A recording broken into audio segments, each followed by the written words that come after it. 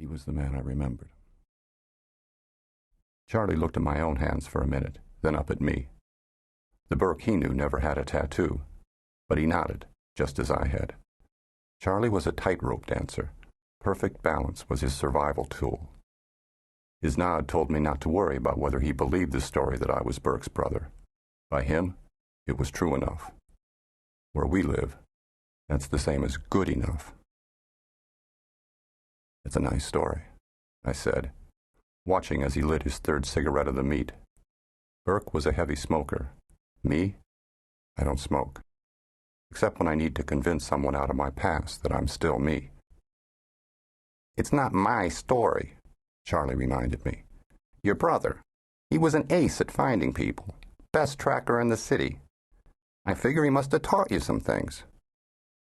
Charlie never invested himself emotionally in any matches he made. He was way past indifferent. As colorless as the ice storm that grayed the window of the no-name diner where we were meeting. But Charlie had something besides balance going for him. He was a pure specialist, a middleman who never got middled. What that means is, Charlie wouldn't do anything except make his matches.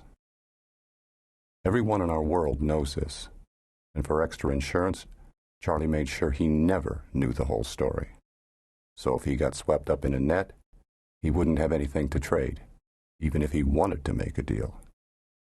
Sure, he could say a man told him about a problem, and he might have given the man a number to call. He liked the guy, even if he'd only met him that one time. Felt sorry for him. In Charlie's vast experience, drunks who babbled about hiring a hitman were just blowing off steam. You give them a number to call? Any number at all, even one you remembered from a bathroom wall. It helps them to play out the fantasy, that's all. What? You mean his wife's really dead? Damn. I guess you just never know, huh, officer? This guy. He must not be in a hurry, I said. I wouldn't know, Charlie replied, his mantra. It's been 3 weeks since you reached out. Yeah, it took you a long time to get back to me. I figured with the phone number being the same and all. Most of those calls are people looking for my brother.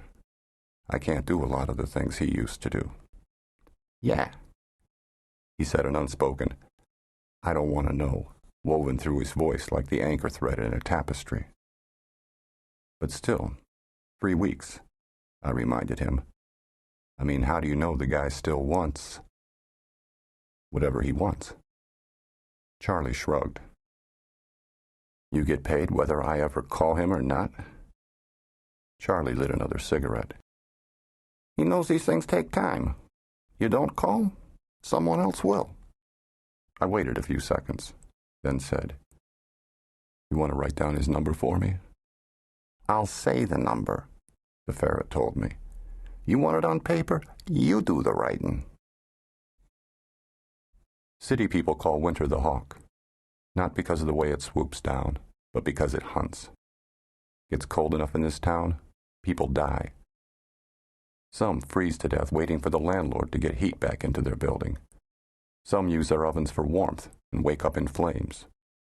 Some don't have buildings to die in.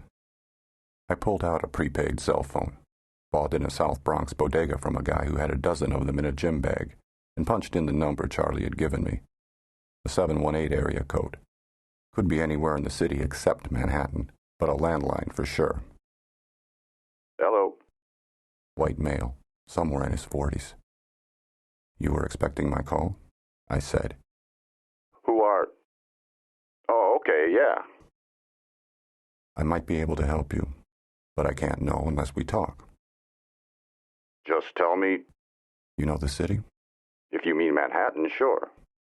You got transportation? A car? That'll do, I said. I gave him the information I wanted him to have, walked to the end of the alley I'd been using as an office, and put the cell phone on top of a garbage can. Whoever found it would see there were plenty of minutes left. Probably use it to call his parole officer. I pulled the glove off my left hand, fished a Metro card out of my side pocket, and dropped below the sidewalk. Charlie, said the little black man with the ageless aristocratic face.